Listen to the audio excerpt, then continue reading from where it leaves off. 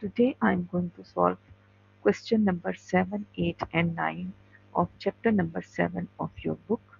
In question number 7 it is written that the following algorithm written in pseudocode adds up 10 positive numbers and outputs the total.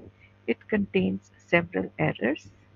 First of all, you have been asked to identify all the errors in the algorithm. As you can see it over here, that the question carries 7 marks. And secondly, you have been asked to rewrite the algorithm so that it is effective and error free.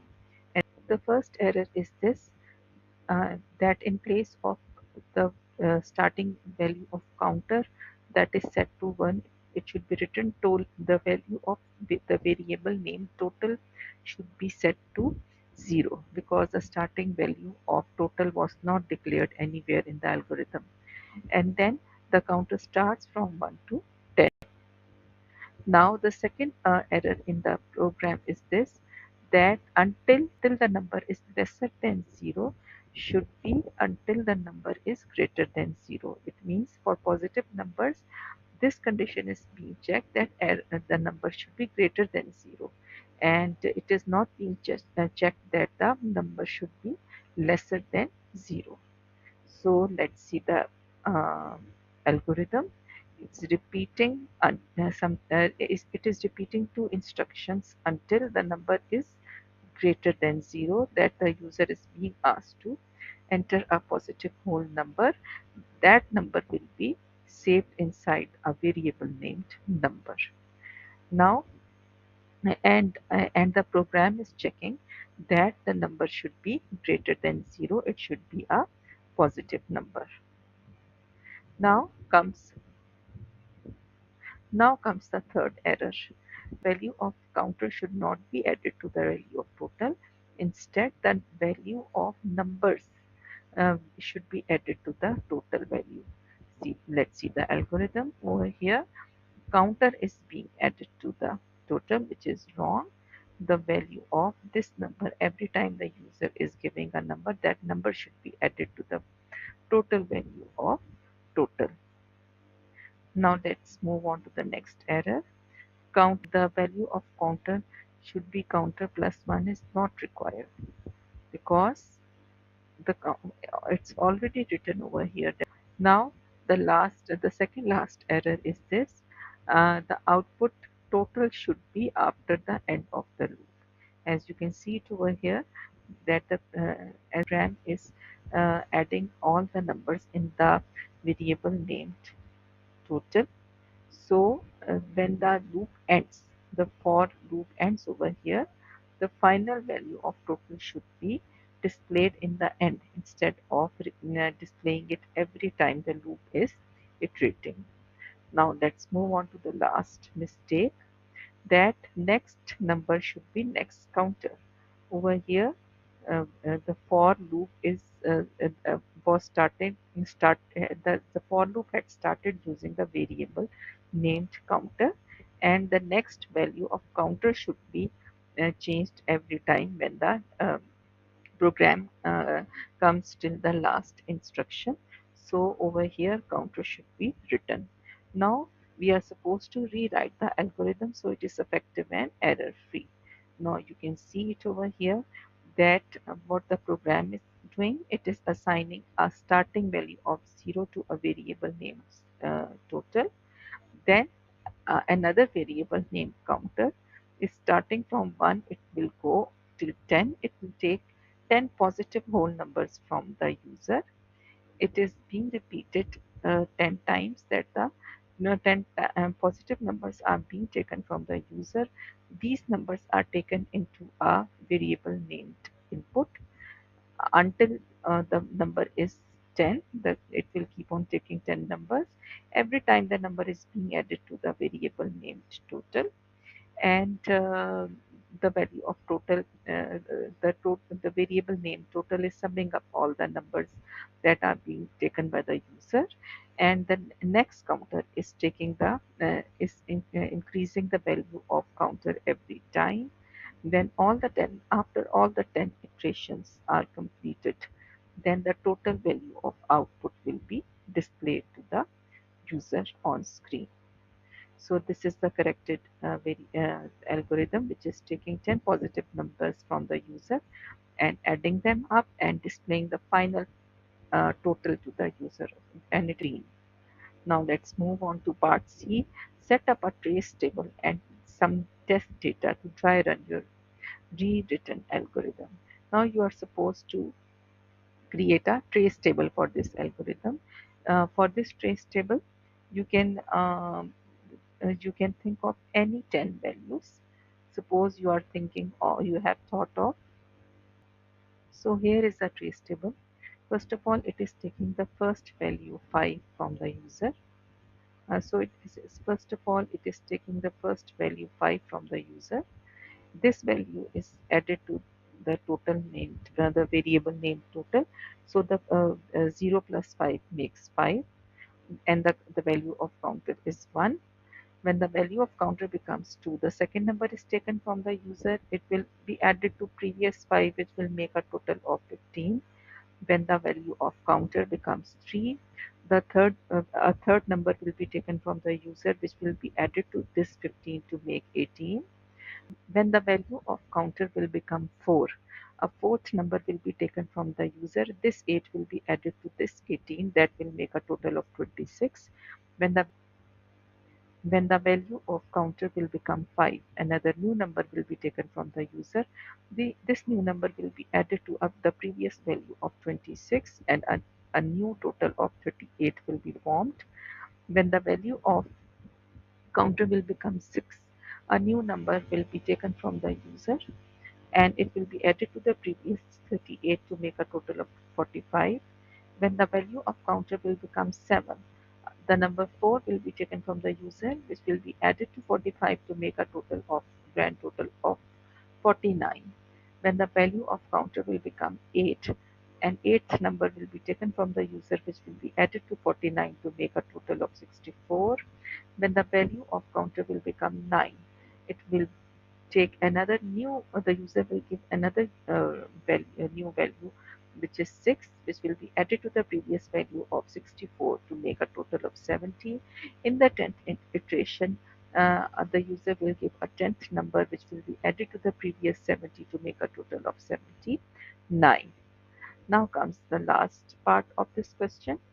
Identify which items of your test data are normal, erroneous, and extreme. All the values given in this trace table are normal. 5 is a normal positive value, then 10, then 3, then 8, then 12, then 7, then 4, then 15, uh, then 6, then 9. All are positive normal values. So I have written it over here that all values given in the above test data are normal.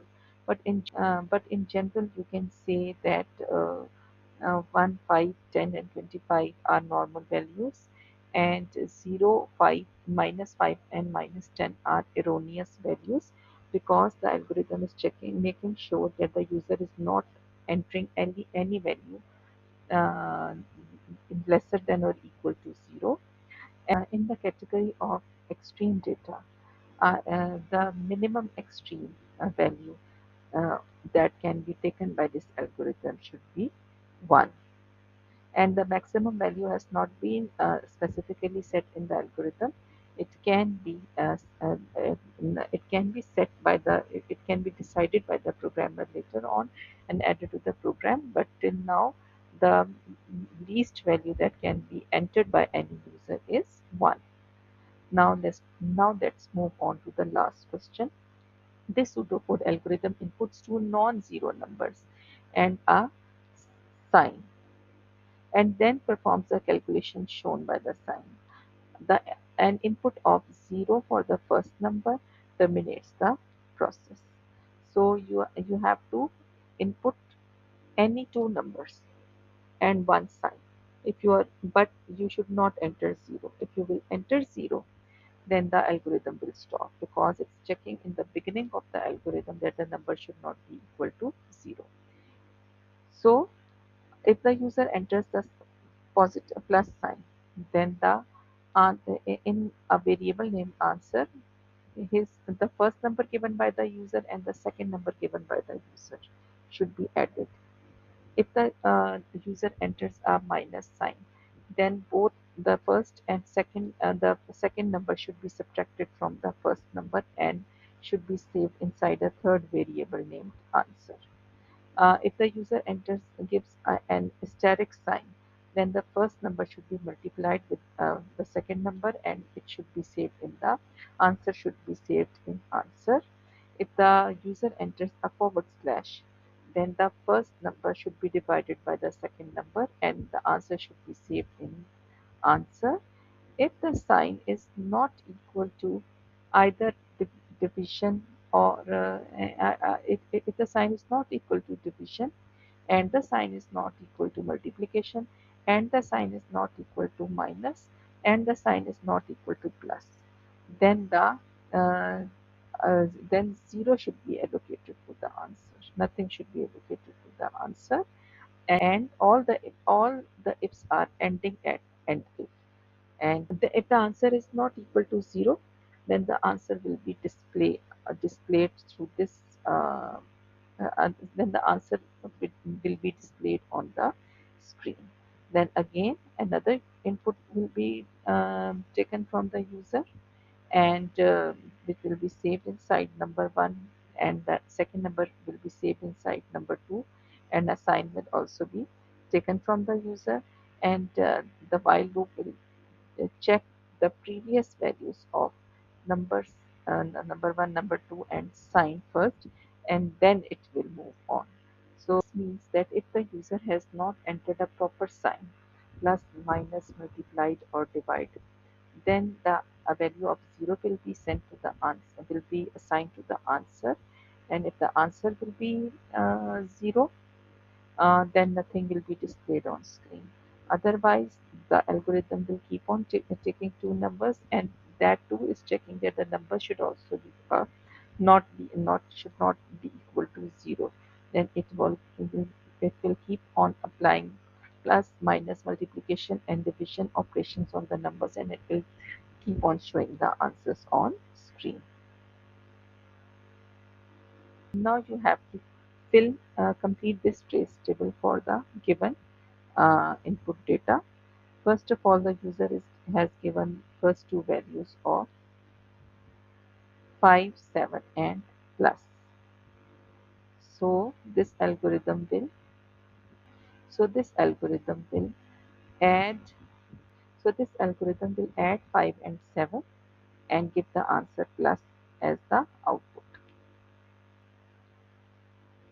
Then the user has given the values 6, 2 and minus. The algorithm will subtract 2 from 6 and display the answer 4 as an output on the screen. Then the user has given the values 4, 3 and multiplication. So the algorithm will multiply 4 and 3 and the answer will be displayed on the screen. Last values are 7, 8 and question mark. Nothing will happen because question mark is an invalid sign according to this pseudocode. So nothing will happen, no output will be displayed. And then the user is entering 0, 0 and forward slash. 0 means it will terminate the algorithm and no more questions will be and no more inputs will be taken from the user. Now let's move on to the last part. Now let's move on to part B. Show how you could improve the algorithm written in pseudocode by writing an alternative type of conditional statement in pseudocode. Now a better alternative of this algorithm is the use of case of. Now as you can see, the use of case of was better instead of using for next loop or repeat until loop. So it's better to use a simple case of statement. It is better to use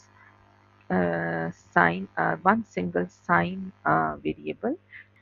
This variable will input the sign from the user and then it will add, subtract, multiply or divide the two given numbers And otherwise, if the user enters any other wrong sign, then the answer will be given a value of 0, and this case of will end at end case. Now comes the last question of this chapter as well as this exercise. A programmer has written a routine to store the name, email addresses, and passwords of a contributor to a website's discussion group. Every person who is participating in the discussion is entering his name, email address, and password. The programmer has chosen to verify the name, email address, and password because verification is important if the spellings of name, email address, and passwords are correct or not. Explain why verification was chosen and describe how the programmer would verify this data. As you can see it over here, the verification is important. No specific there are no specific fixed values that are being entered. The programmer should ask the contributor to type in each detail twice. Then check that both values are equal. If they are not equal, then the input should be rejected because in order to make sure that the information given by the user is correct. The programmer uh, has decided to validate the email address and the password. uh, Describe the validation checks that could be used. Now, if some validation checks can be applied, then what can be the validation checks? The programmer can ensure that an at the rate sign is used for email address. The length of password can be checked that is 6 to 8 characters are required for password. Show that sufficient characters have been entered for the name or for the password. So these can be validation checks that can be applied. For the validation checks for email, presence check can be applied, and it should be mentioned that at the rate of sign is compulsory. For name presence checks, a presence check can be applied, and a check that checks that there should be a maximum of 35 characters. And for password, uh,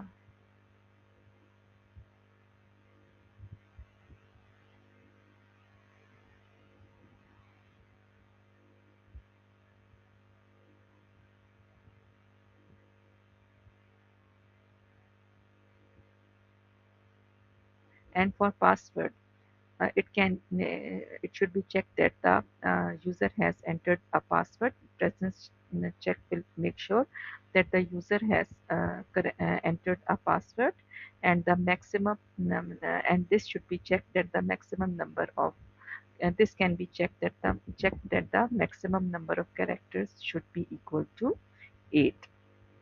This was the last question of chapter number 7.